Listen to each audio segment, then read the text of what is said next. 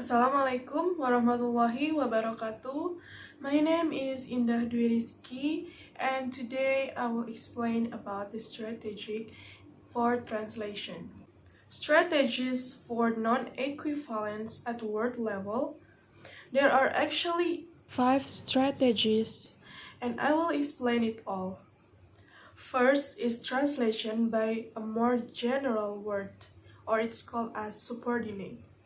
This strategy uses a more general word to replace the more specific one.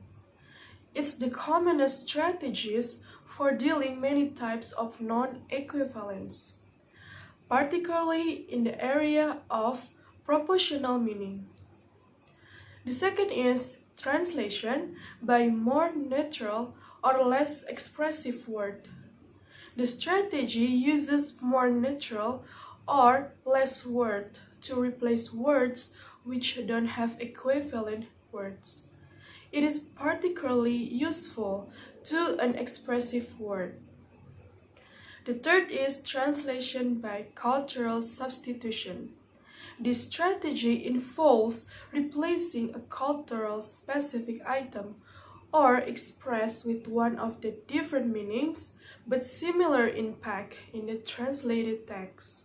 This strategy gives the reader a concept which they can identify and understand, familiar and appealing to them. The fourth is translation using a loan word or loan word plus explanation.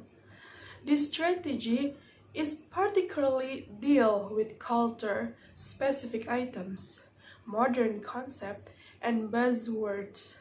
This strategy is very useful when the translator deal with concepts or ideas that are new to target audience, culture-specific items, and proper names of diseases or medicine that are widely known in English name.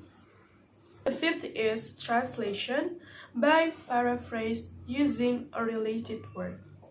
This strategy tends to be used when the concept expressed by the source item is lexical in the translation, but in a different form, and when the frequency with which a certain form is used in the source text is significantly higher than would be natural in the translation. After knowing all the strategies for a non-equivalent word translation, I will jump into a presentation of my task about translation. So my translation task is about an announcement when we are landing in the country that we are visiting. And in this translation text, for the example, is when we are arrive in the Australia.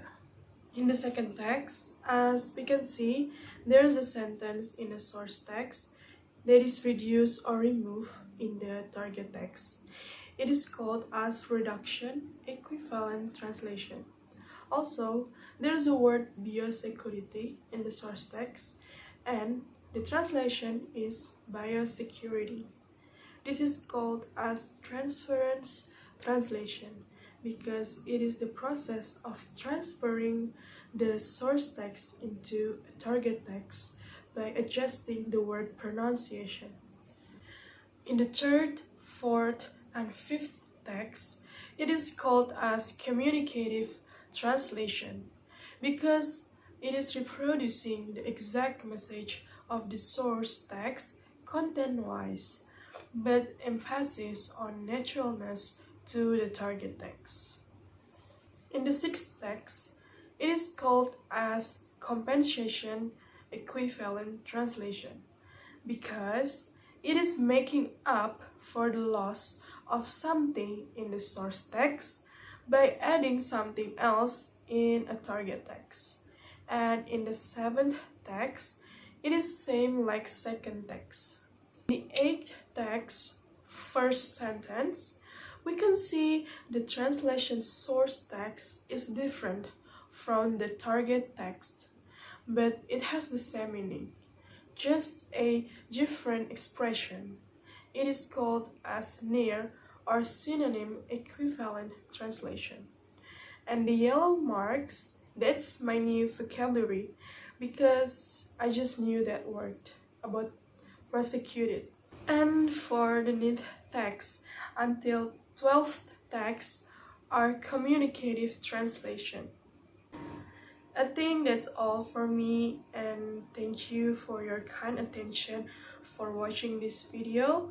Wassalamualaikum warahmatullahi wabarakatuh.